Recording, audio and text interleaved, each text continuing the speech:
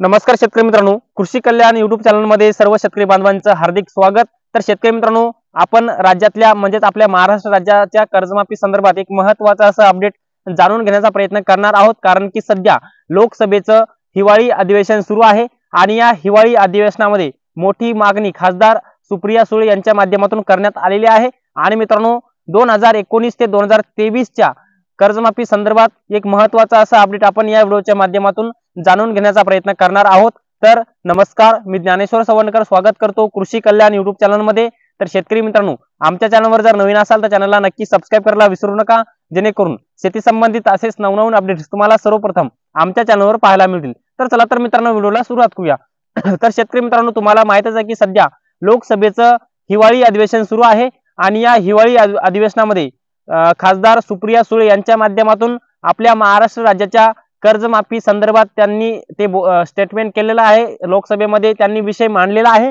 कारण की आपल्या महाराष्ट्र राज्यामध्ये सध्या मागील 2-3 वर्षाचा विचार केला तर अतिवृष्टी असेल, कुठे सततचा पाऊस असेल, किंवा सध्या जे काही 2019 नंतर 2019, 2020, 2021, 2022 व आता 2023 ला राज्यात सर्वप्रथम पावसाळ्यामध्ये पाऊसच पडला नाही, दुष्काळ पडला। याचबरोबर या आता जे काय सध्या हिवाळा सुरू आहे, हिवाळ्यामध्ये सुद्धा सध्या राज्यातल्या विविध भागामध्ये विविध जिल्ह्यामध्ये अवकाळी पाऊस, अवेळी पाऊस, याचबरोबर राज्यातल्या बहुतांश भागामध्ये गारपीट सुद्धा झालेली आहे। त्यामुळे शेतकऱ्यांचं पावसाळ्यामध्ये सुद्धा अतोनात नुकसान झालं आणि सध्या रबी पिकांचं सुद्धा मोठ्या प्रमाणामध्ये शेतकऱ्यांचं नुकसान होत आहे।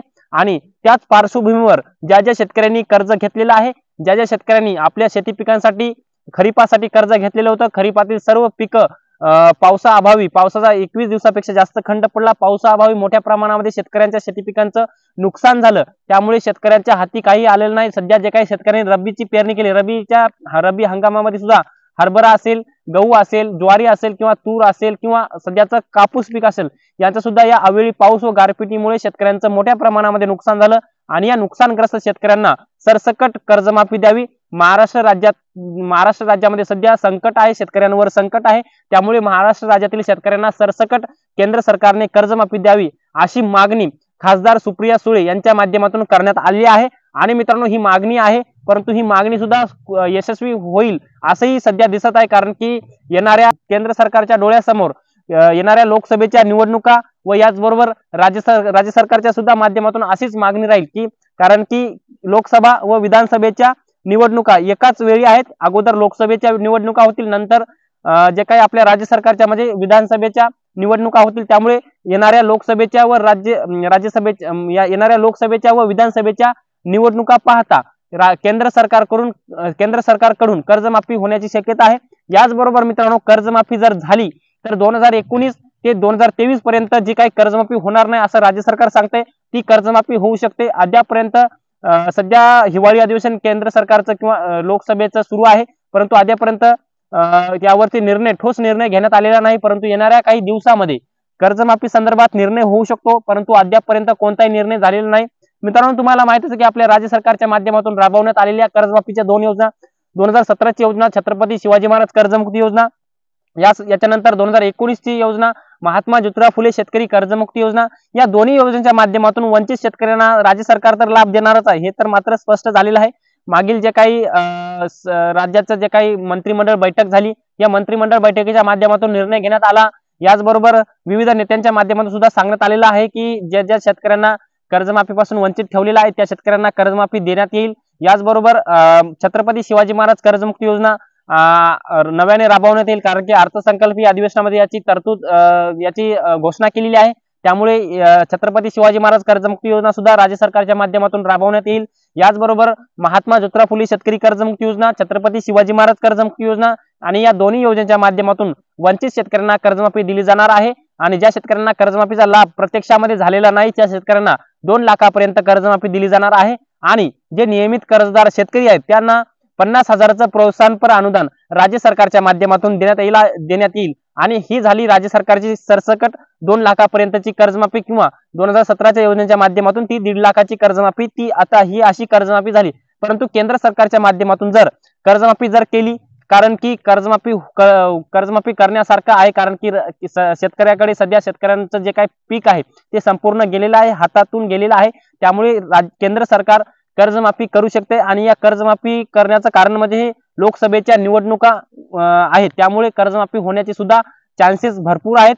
आणि ज्या शेतकऱ्यांचं 2019ला जरी कर्जमाफ झालेलं नसेल किंवा 2019ला ज्या शेतकऱ्यांनी कर्ज उचललेलं आहे त्यांचं थकीत पडलेलं आहे, कारण की आता 2023ला शेतकऱ्यांचं पीक गेलेले आहे, त्यामुळे ते शेतकरी कर्ज भरू शकत नाही, त्यामुळे बँकेचे कर्ज थकीत आहे, बँकेतला पैसे भरू शकत नाही, त्यामुळे त्या शेतकऱ्यांचं कर्ज थकीत आहे। त्यामुळे हा मोठा विषय लोकसभेच्या खासदार सुप्रिया सुळे यांच्या माध्यमातून मांडण्यात आलेला आहे आणि आशा आहे की इतर सुद्धा लोकसभेच्या खासदार आपल्या राज्यातील जे काही खासदार आहेत त्यांच्या माध्यमातून हा कर्जमाफीचा विषय त्यांनी उचलून धरावा आणि हा जर विषय भरपूर लोकांनी जर उचलून धरला किंवा भरपूर नेत्यांनी जर उचलून धरला तर कर्जमाफी संदर्भात ठोस निर्णय केंद्र सरकार घेऊ शकतंय, परंतु अद्यापर्यंत कोणताही निर्णय केंद्र सरकारच्या माध्यमातून घेण्यात आलेला नाही। राज्य सरकारची कर्जमाफी ज्या शेतकऱ्यांना मिळालेली नाही त्या शेतकऱ्यांना मिळेल, ज्या शेतकऱ्यांना 50,000चं प्रोत्साहनपर अनुदान मिळालेलं नाही त्या शेतकऱ्यांना 50,000चं प्रोत्साहनपर अनुदान मिळेल।